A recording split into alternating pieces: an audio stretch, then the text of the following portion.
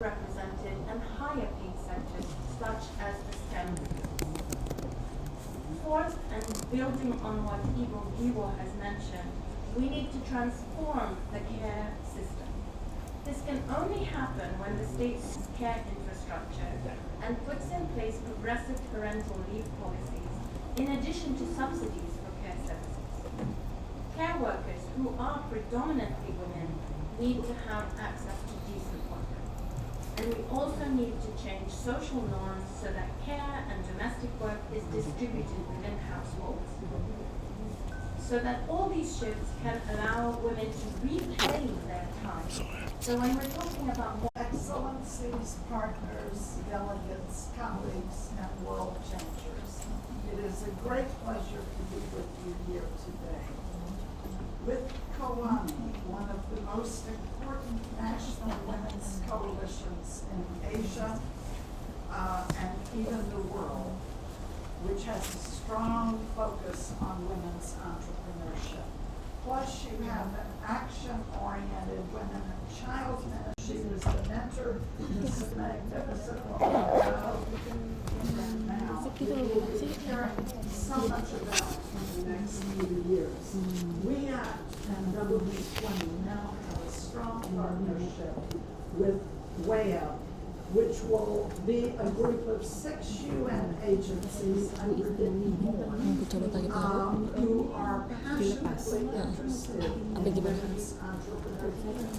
I'll mention a few of them today. One is one that is nggak boleh dilepas komputernya. which you did 3 events on that Ibu spoke at during the G20 presidency. And it is now an initiative. 20 countries are being trained in this area by this initiative. And Kawani is the by Women Entrepreneurs Finance, trailblazing entrepreneurial organizations in Indonesia, and the opportunities are breathtaking.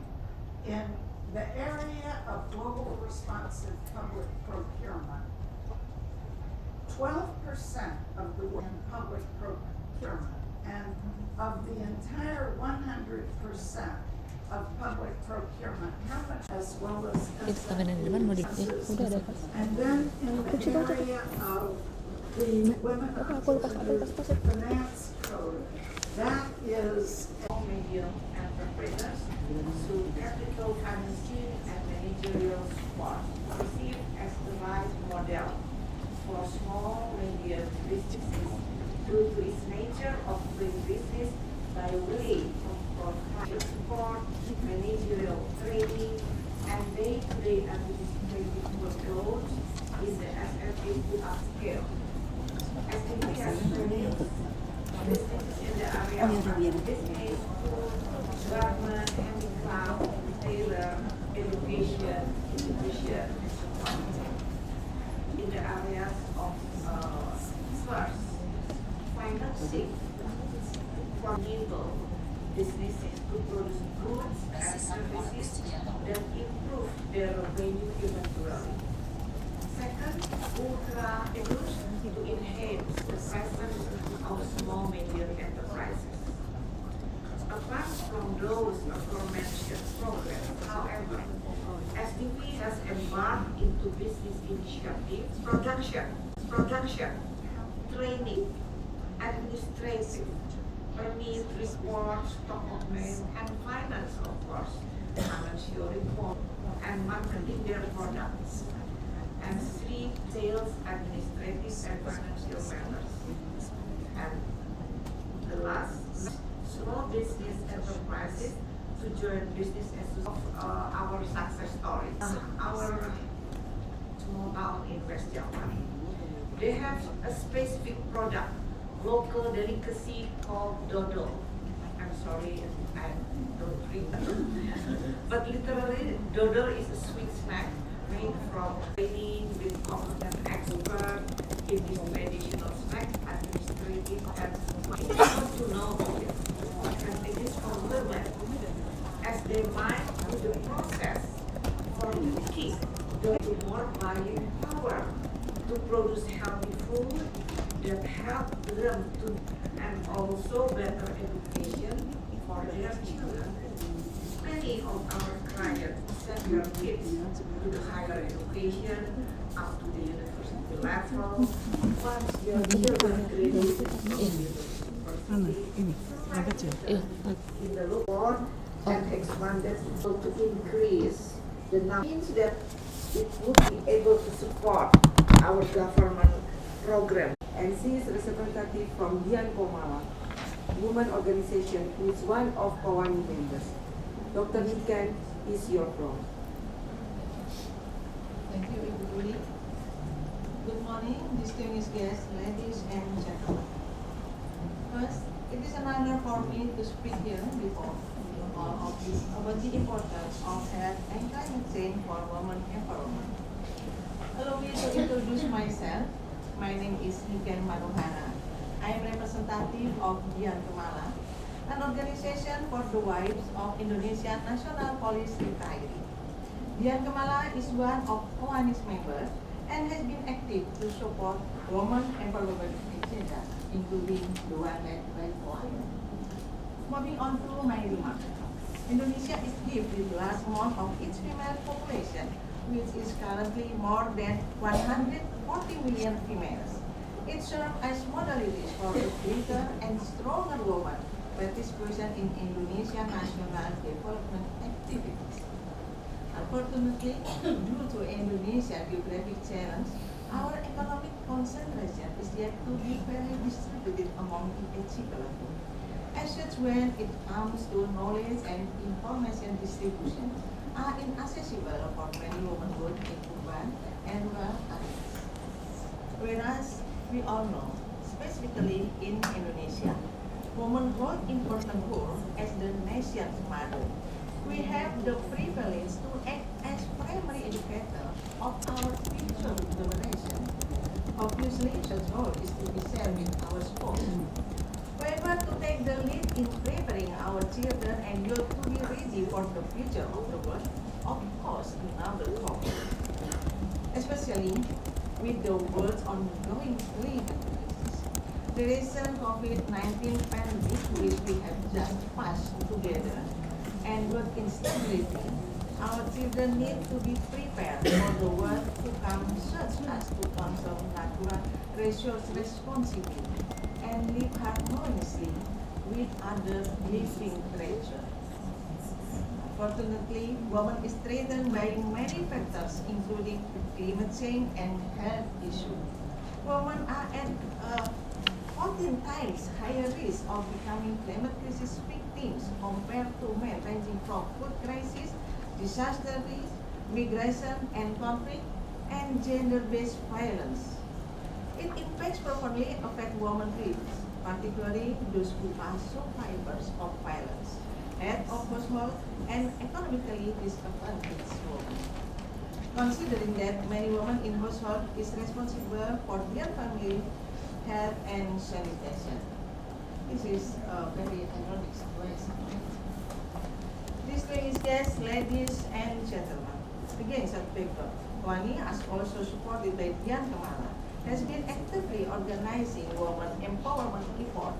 It is part of our effort to raise awareness and build capacity for Indonesian women in meeting their multi-phase role as well as fulfilling their potential.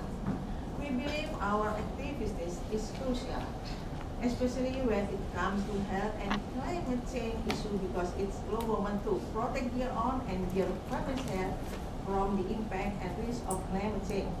Lead efforts in adapting to and mitigating climate change in their communities and participate in decision-making process affecting their health and environment. Distinguished guests, ladies and gentlemen, despite all our effort, we understand that women empowerment activities are never enough. There remains challenge, hardship, and obstacle faced by women in Indonesia. Only for us to have enough is never enough. on this important and privileged opportunity. I'm calling for distinguished tennis organization and all stakeholders here and beyond this room. Let's collaborate. Kowani and its members can only go so far with the modalities we have. However, through lending each other hand, I believe we can achieve beyond where we are now. Kowani and Dian Kumala as its member are of course happy to assist women beyond Indonesia. As a woman, we are related to one another. We must stand as one. Together, we can further progress for women in Indonesia and around the world. Together, we can build and prepare a better world for our future generation. Empowered to carry out the right action, or in Indonesia, Merdeka melaksanakan Dharma. Thank you.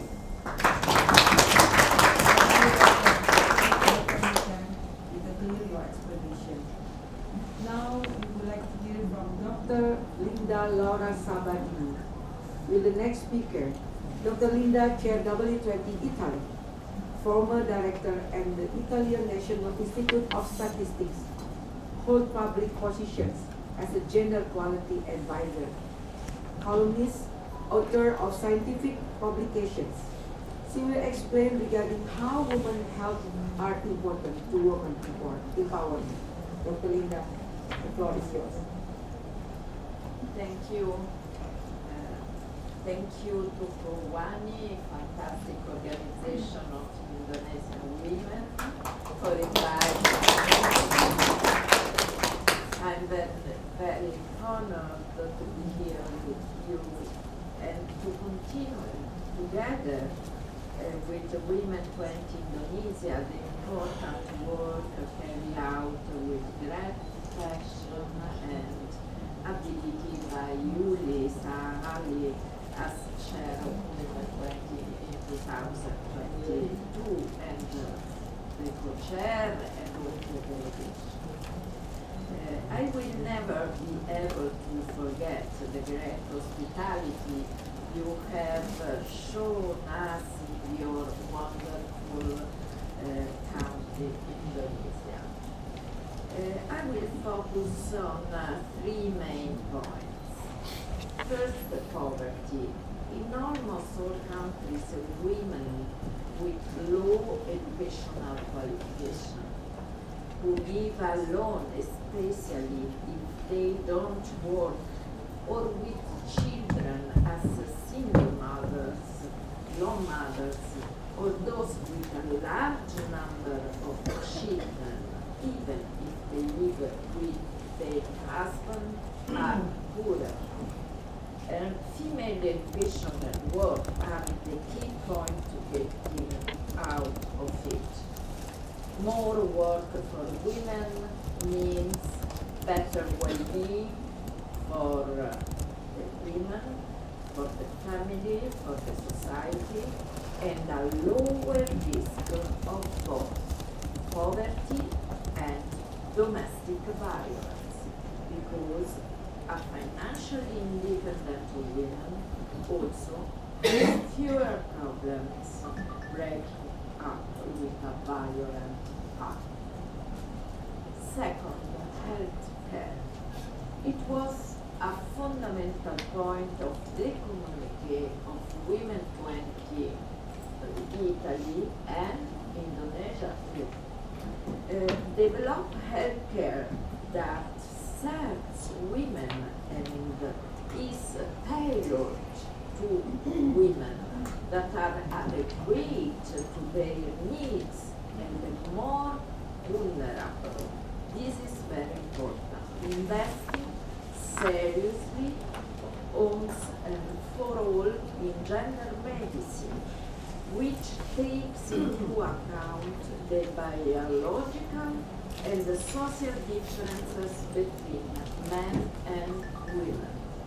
Gender medicine is the study of how diseases differ between men and women in terms of prevention, clinical manifestation, diagnostic and therapeutic approaches, prognosis, psychological effect and interaction with the healthcare system.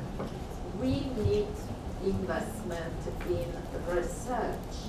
Most drug and treatment trials are done only on men during the pandemic too, but women are different and the symptoms can be different, and so can the treatment. Third point, care for persons, care for planet. Care has always been feminine because it contains within itself two key concepts: the assumption of responsibility, individual and collective. I take care of the family, the house, the garden, and broadening the scope of the entire planet.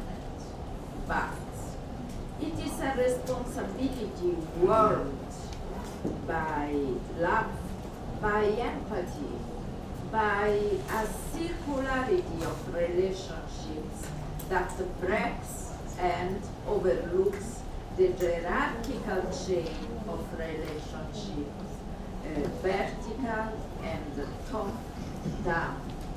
As demonstrated by the ecological crisis and the social and economic crisis inexorably intertwined with it, in this disturbing yet stimulating third millennium, we need warm intelligences capable of bringing together heart and brain, feelings and reason, warm intelligences which obviously are not the prerogative of women alone.